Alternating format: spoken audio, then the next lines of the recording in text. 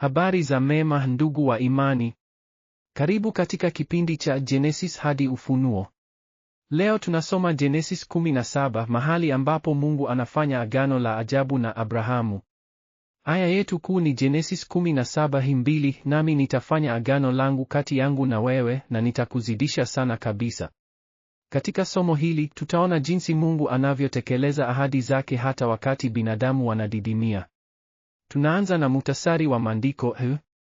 Genesis 17 inaanza, Abrahamu alipokuwa na umri wa miaka 99, Bwana akamtokea na akamwambia, mimi ni Mungu mkuu, tembea mbele zangu na uwe mkamilifu.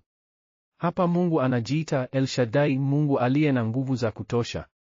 Anamwahidi Abrahamu agano la milele, kumubadilisha jina lake kutoka Abramu hadi Abrahamu, baba wa mataifa mengi. Pia anabadilisha jina la Sara. Ishara ya agano hili ni tohara kwa wanaume wote wa familia ya Abrahamu. Kuna mambo muhimu tunayoyakosa mara nyingi. Kwanza, Abrahamu alikuwa na umri wa miaka 99, karibu kufa. Hata hivyo Mungu anamwahidi mtoto. Pili, hii ni mara ya kwanza Mungu anajiita El Shaddai, maana ni aliye na kila kitu, aliye na nguvu za kutosha.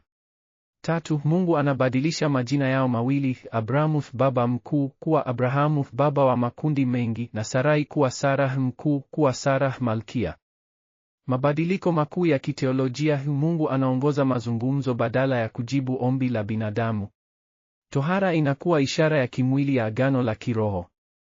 Agano hili si la muda tu, ni la milele.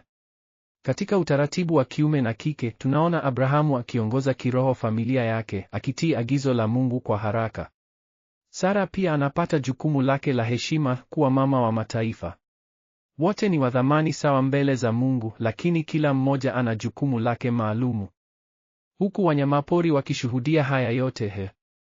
Je, unaona jinsi binadamu anavyodidimia wakati Mungu anamwahidi kitu? Abrahamu ana miaka 99, lakini Mungu anasema atampa mtoto. Kutoka juu hapa ninaona picha kubwa. Mungu anajenga jamaa ya milele kupitia mtu mmoja mwenye imani. Hii ni ajabu. Mimi nimetumika kutoa sadaka nyingi. Lakini tohara hii ni ishara ya moyoni, si ya nje tu. Ni agano la kudumu. Wanyamapori hatutoi shaka wakati mvua inanyesha. Lakini binadamu wao wanahitaji ishara za kimwili ili kuamini. Somo hili lina matumizi makubwa kwetu leo. Kama Abrahamu, tunapaswa kuamini ahadi za Mungu hata zinapoonekana haiwezekani. Tohara ya zamani inaashiria tohara ya moyo tunayopokea katika Kristo, Warumi 2:29. Kama Abrahamu alivyoongoza familia yake kiroho, tunaitwa kuwa viongozi wa kiroho katika familia zetu. Na kama vile alivyoomba kwa ajili ya Ishmaeli, tunapaswa kuwaombea wote tunaowapenda.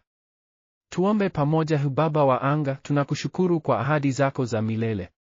Kama ulivyompa Abrahamu imani ya kuamini kitu kisingizowezekana, tutupe imani ya kuamini ahadi zako. Tufunze kuwa viongozi wenye uwazi katika familia zetu. Tuongeze moyo wa kuomba kwa ajili ya wengine. Katika jina la Yesu Kristo, amina. Asanteni kwa kutufuata. Hadi tuonane tena katika kipindi kijacho cha Genesis hadi Ufunuo.